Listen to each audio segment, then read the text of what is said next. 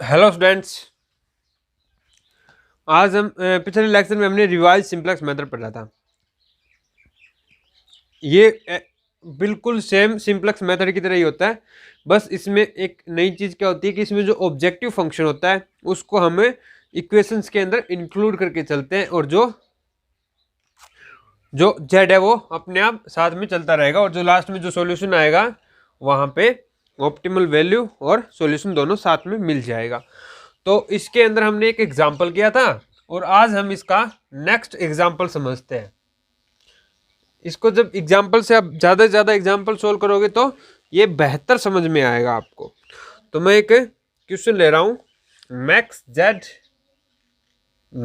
Z is equal to x1 plus 2x2, और जो subject है, कंडीशंस है, वो क्या दे रखी है हमें, 2x1 plus 5x2 is greater than equal to 6। और फिर क्या है, दूसरी इक्वेशन हमें क्या दे रखी है, x1 plus x2 is greater than equal to 2, और जो हमारे वेरिएबल है x1 x2 वो क्या है, greater than equal to 0, positive है। ठीक है, तो सबसे पहला हमारा काम जो है वो होता है, इसको आप बनाओ स्टैंडर्ड फॉर्म में। ठीक है, बाय रिवाइज सिंपलेक्स मेथड से सोल्व करना है तो आप पहले इसको स्टैंडर्ड फॉर्म में बनाओ, जैसा कि हम सिंपलेक्स मेथड में भी करते हैं। तो अब इसको आप स्टैंडर्ड फॉर्म में बनाना है तो पहले ऑब्जेक्टिव फंक्शन को मैक्सिमाइज बनाओ। ऑलरेडी है तो हमें कुछ नहीं करना। अब इन इनक्वालिटीज को क्या बनाना है, इक्वलिटी में बनाना है, इक्वल बनाना है। तो यहाँ पे ये बड़ा है तो इसमें से कुछ घटा दो, x3 घटा दिया तो ये बराबर हो जाएगा। इसमें भी बड़ा है तो इसमें भी कुछ घटा दो, x4 घटा दिया और ये बराबर हो जाएगा। अब बट देखो यहाँ पे क्या हो रहा है, -1 आ रहा है, तो हमारे पास जो है बेसिस के अंदर आइडेंटिटी मैट्रिक्स नहीं मिल रही, नेगेटिव में मिल रही है, तो इसलिए इसमें यूज होने वाला है आर्टिफिशियल वेरिएबल। आर्टिफिशियल वेरिएबल के लिए यहाँ पे आप x5 ऐड कर दो, और यहाँ पे x6 ऐड कर दो, और यहाँ पे 0x3 प्लस 0x4, और जो आर्टिफिशियल है उसके रिस्पेक्ट में होता है -m(x5 -m(x6)। Got it. अभी देखो ये सारे के सारे वेरिएबल क्या है, पॉजिटिव वेरिएबल है, वो भी आप इसके साथ लिख दीजिए।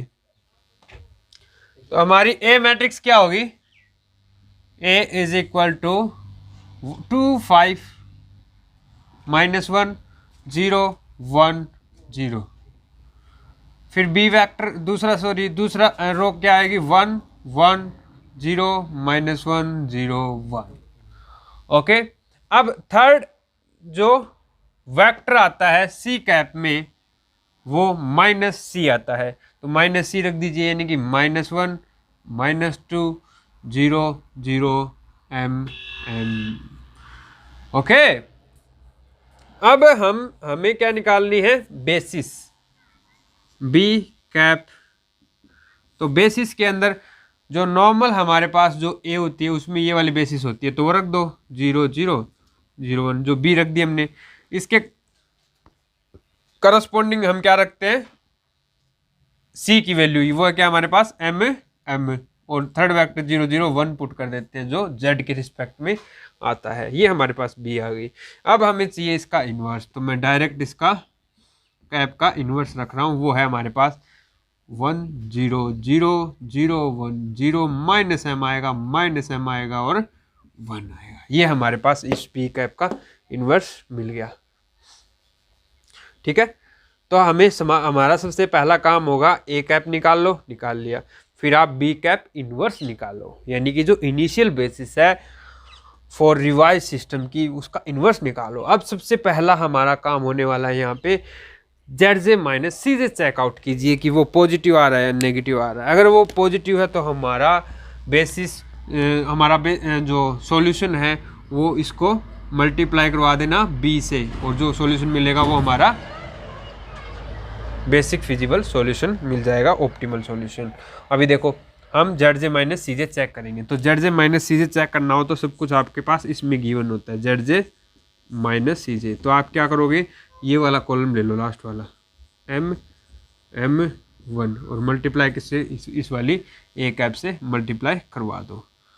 तो 2 5 -1 0 1 0 1 1 0 -1 0 1 और -1 -2 0 0 M। तो अभी देखो पहला वेक्टर क्या आने वाला है, ये -2m, ये -m -3m और ये -1, तो कितना होगा -1 -3m। दूसरा वेक्टर देखो -5m -m 6m और ये -2, यानी कि -2 -6m। थर्ड वेक्टर देखो m आ गया, फोर्थ वेक्टर m आ गया, सॉरी ये भी हमारा m आ गया, फिर अगला -m और m कितना हो गया 0 और फिर ये 0। तो ये हमारे पास ZJ - CJ आ चुका है, जो पॉजिटिव नहीं है प्योरली में। ये वाला देखो मोस्ट नेगेटिव आ रहा है, किसके करस्पॉन्डिंग है, α2 के, यानी कि सेकंड कॉलम के करस्पॉन्डिंग हमारे पास मोस्ट नेगेटिव नंबर आ गया, जो कि क्या होने वाला है, इंटरिंग वेक्टर होने वाला है हमारी बेसिस के अंदर। ठीक है, हमारी बेसिस के अंदर इंटरिंग वेक्टर हो गया कौन सा, α2 श्योर हो गए हम। अभी हमें क्या निकालना है, एक डिपार्चिंग वेक्टर चाहिए कि हमारी बेसिस के अंदर तो 3 ही कॉलम रहेंगे जिसमें α2 इंटर मारने वाला है। अब डिपार्चिंग कौन सा होगा वो चेक आउट करना है कि ये वाला होगा या ये वाला होगा, या थर्ड वाला तो कभी भी नहीं होने वाला, रिवर्स सिम्प्लेक्स मेथड में ही श्योर है, इन दोनों में से ही कोई ना कोई हमारे पास डिपार्चिंग वेक्टर आने वाला है। तो वो चीज़ चेक करने के लिए आप क्या करोगे, बस इसका काम इतना खत्म। ठीक है, आपको ZJ - CJ चेक करके ये चेक करना होता है कि कौन सा वेक्टर हमारे पास इंटरिंग वेक्टर होने वाला है। ठीक है, ओके, तो हमारे पास हमें पता चल गया कि α2 इंटरिंग वेक्टर होने वाला है। α2 is entering vector, entering vector. अभी देखो डिपार्चिंग वेक्टर निकालने के लिए हम पहले y2 कैप निकालेंगे, α2 है ना, तो y2 कैप निकालेंगे। तो वो कैसे निकलता है, b कैप इनवर्स इंटू α2 या फिर ये y2, यानी कि ये वाली बेसिस 1 0 0 0 1 0 -m 1, इसको मल्टीप्लाई करवा दो 5 1 -2 से, 5 1 -2 से। तो देखो क्या वेक्टर आ गया, 5 1 -5 -1 कितना हो गया -6 और ये -2, यानी कि -2 -6m। अभी हमारे पास नया वेक्टर आ गया α2 कैप, इसको हम एक टेबल में रखेंगे, वो टेबल बनाते हैं अभी। ठीक है, तो सबसे पहला आपका काम होता है इसको सोल्व करने के लिए पहले स्टैंडर्ड फॉर्म में बनाओ, फिर ए कैप लिखो, फिर बी कैप इनवर्स निकालो। ठीक है, बी कैप इनवर्स निकालने के बाद आप चेक करोगे ZJ - CJ, वहाँ से आपको पता चलेगा कि मोस्ट नेगेटिव कौन सा है, और जो भी मोस्ट नेगेटिव है वो इंटरिंग वेक्टर हो जाएगा। वहाँ से जो भी α2 आ रहा है तो y2 कैप निकालो, y2 कैप निकलेगा, b कैप का इन्वर्स α2 से मल्टीप्लाई करवा दो और ये नया वेक्टर आ गया। इसके बाद हमारा काम होता है एक टेबल बनाने का, तो पहले टेबल बनाते हैं।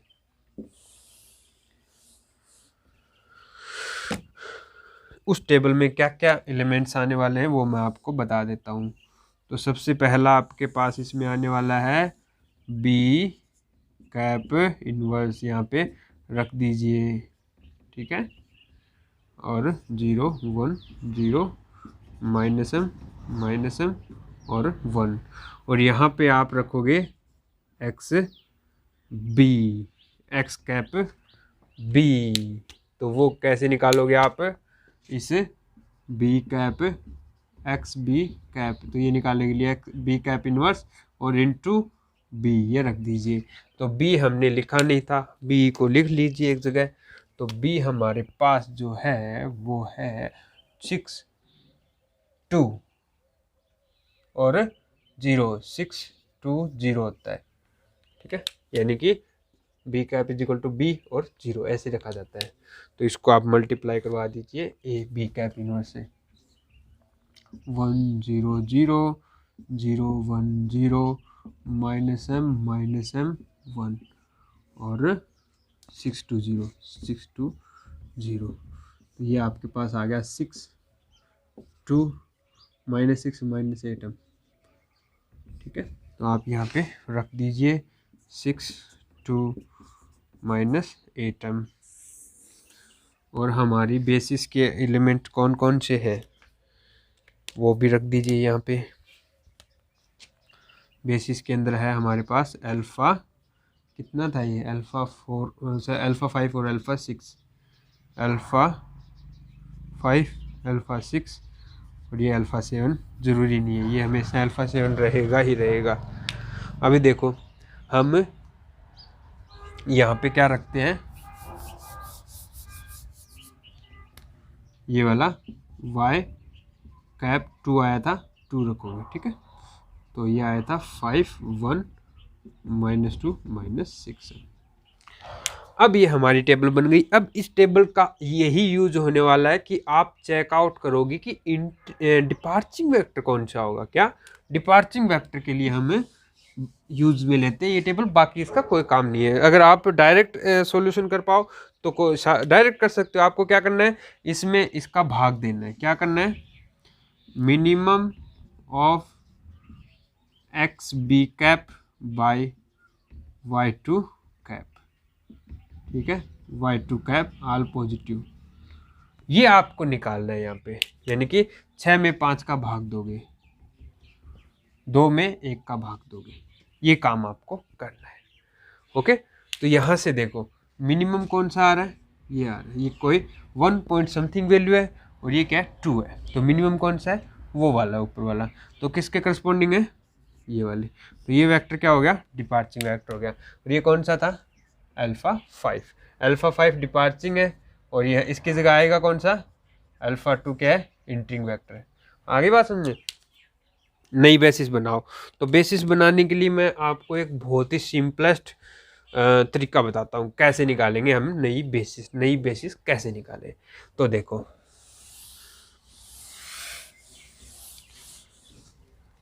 नई बेसिस फाइंड आउट करने के लिए आप पहले पता करो कि कौन कौन से वेक्टर हमें नई बेसिस के अंदर चाहिए।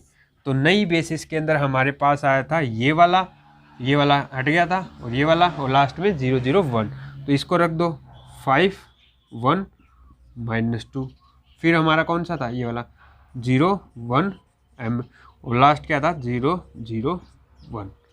ये हमारी बी कैप है, और आप इसका निकाल लो बी कैप इन्वर्स। तो नई बेसिस जो हमारी है वो होगी बी कैप इन्वर्स। सारी कैलकुलेशन अब ये वाली बेसिस करने वाली है।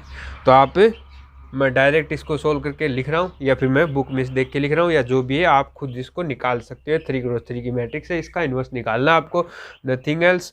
तो आप, मैं डायरेक्ट कर रहा हूँ। इसका 1 हो गया तो यह हो गया 1, और इसके करस्पॉन्डिंग देखेंगे तो क्या होगा 1, और ये -1 हो गया, और फिर इसके करस्पॉन्डिंग -m, और तो ये 2 + m हो गया। फिर हमें इसके करस्पॉन्डिंग देखना है तो 0 0 0 हो गया। इसके करस्पॉन्डिंग देखना है तो 5, और ये +- तो 5 हो गया।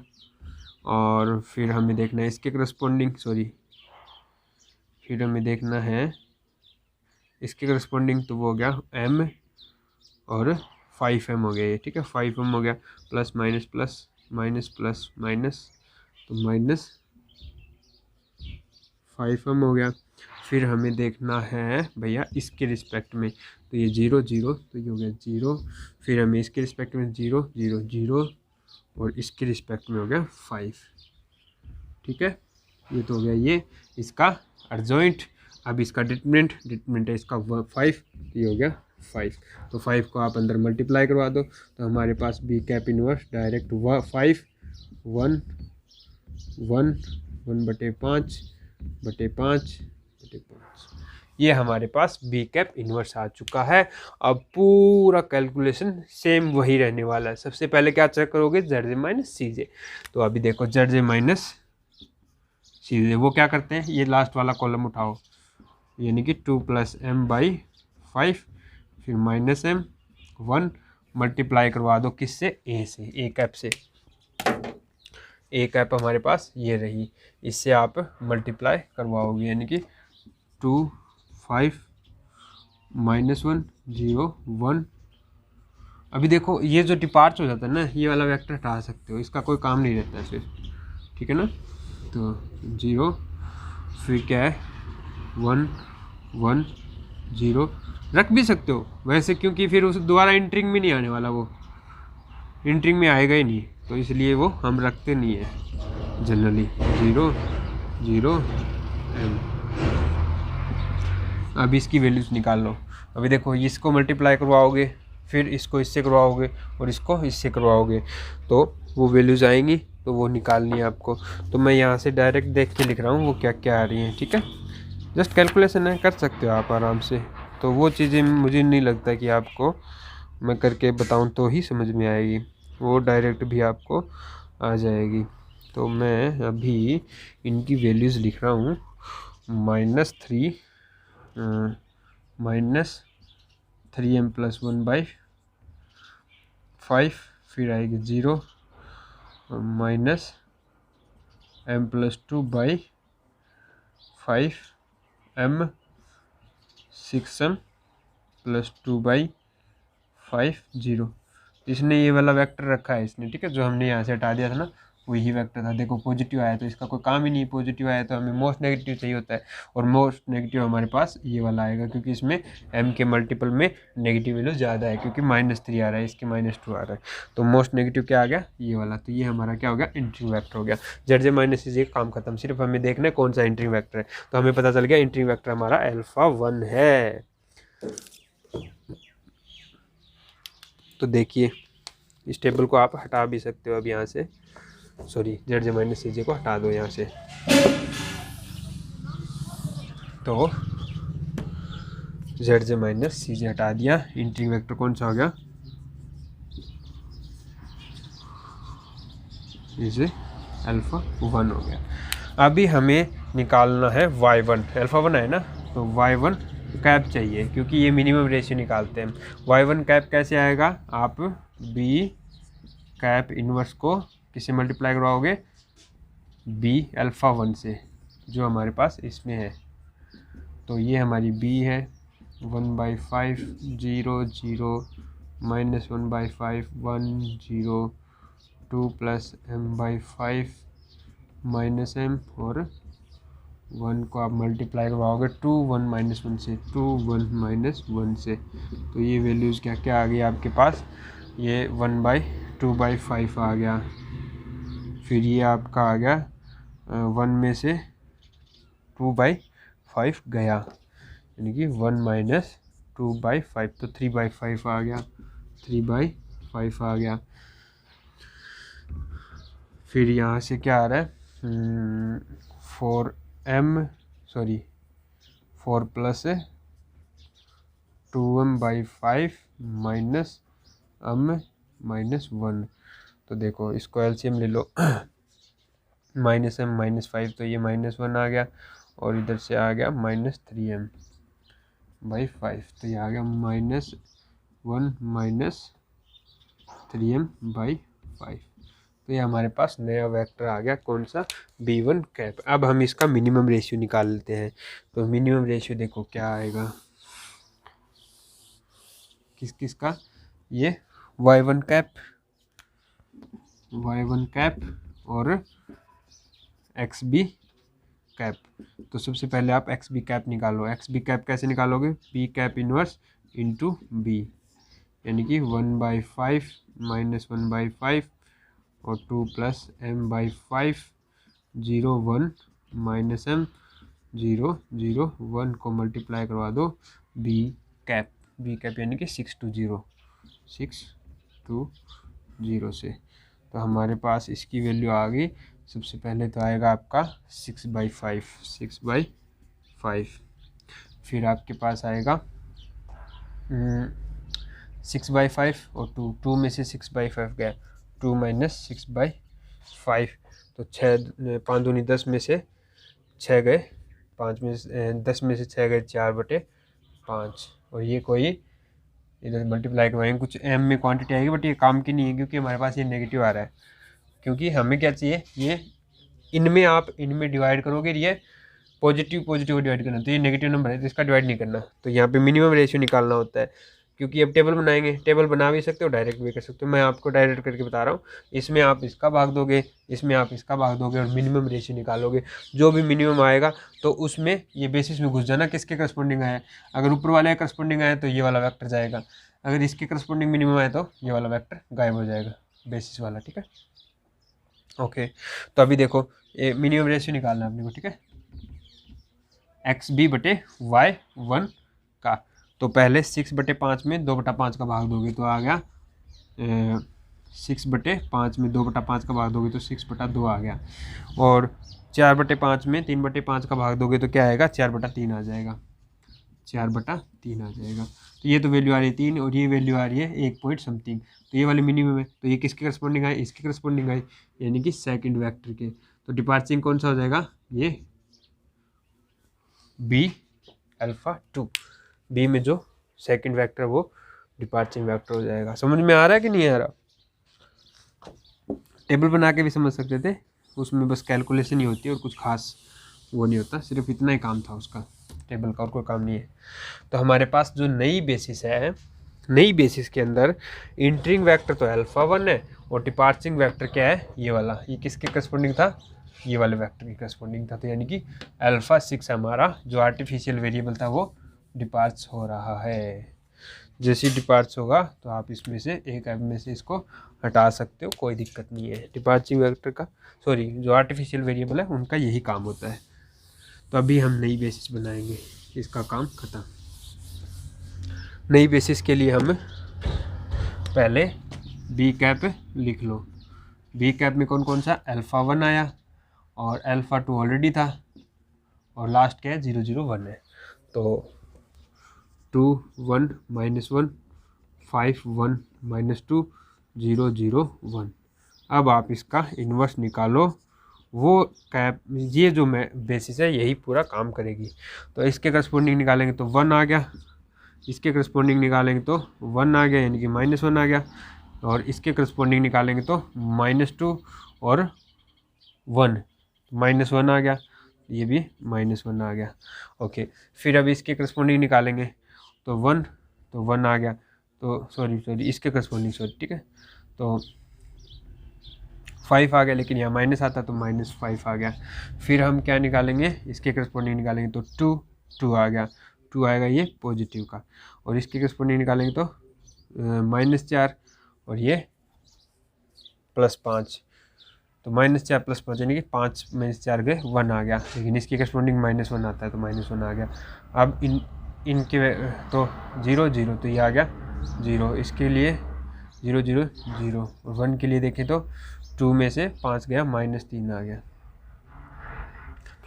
प्लस माइनस प्लस प्लस, तो ये -1 आ गया, -3 आ गया। ठीक है, अब हम इसका डिटरमिनेंट निकालेंगे। डिटरमिनेंट क्या होगा, तो डिटरमिनेंट आप इसका निकाल लो, तो यानी कि -3 इसका डिटरमिनेंट हो रहा है, -3 से इसको डिवाइड कर दो,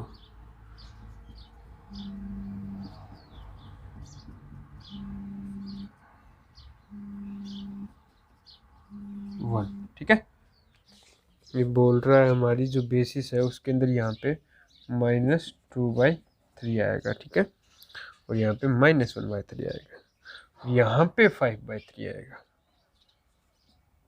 ठीक है, और कुछ नहीं है, और सारी सही है, और ये प्लस का आएगा। तो ये हमारी बेसिस इनवर्स आया था।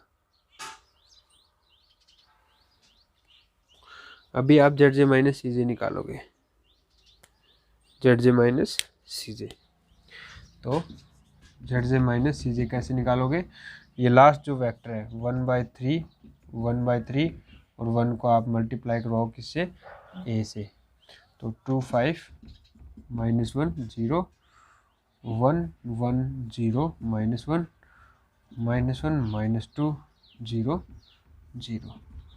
तो पहला वेक्टर क्या आएगा, 2/3 और 1/3, तो ये हो गया 3/3 यानी कि 1, और -1 कितना हो गया, 0। यहाँ पे देखो 5/3 और 1/3 कितना हो गया, 6/3 यानी कि 2, और 2 -2 0। फिर इसमें देखो -1/3 आएगा, तो ये -1/3, और सेकंड में क्या आएगा, फिर भी -1/3 आएगा। अब यहाँ पे प्रॉब्लम आ गई डीजेनरेसी की। तो अब इनमें से आप कौन सा सेलेक्ट करोगे? डीजेनरेसी आ गई। तो डीजेनरेसी के लिए मैंने आपको क्या बताया था?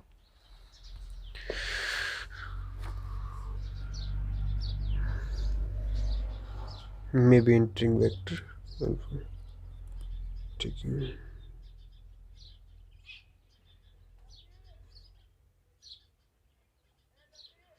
तो इसने अल्फा 3 को एंटरिंग वेक्टर लिया है।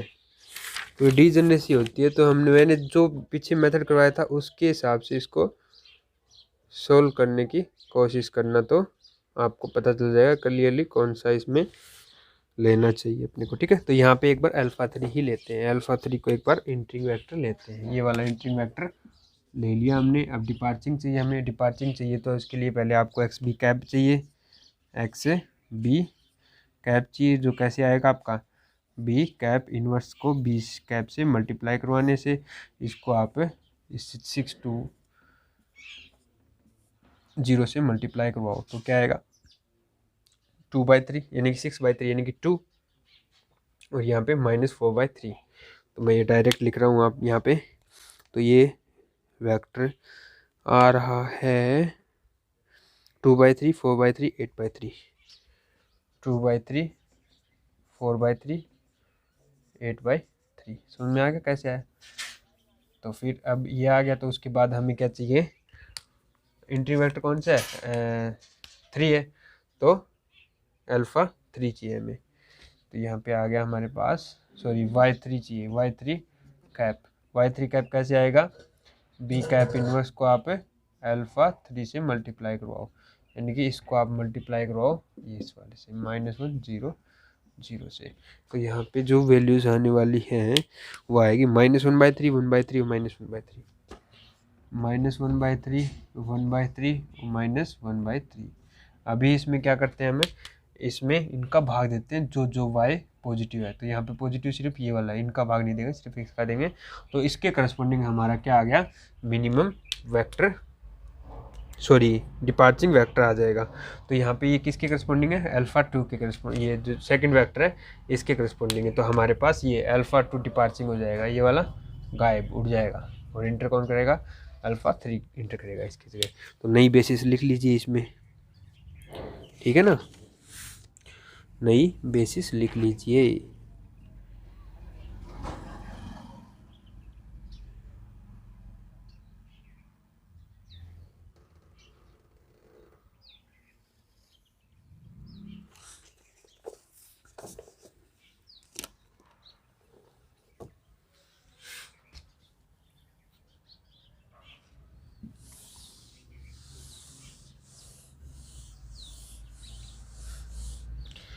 नई बेसिस के अंदर आपके पास इसको 3 नाम दे सकते हैं, ठीक है? B cap 3।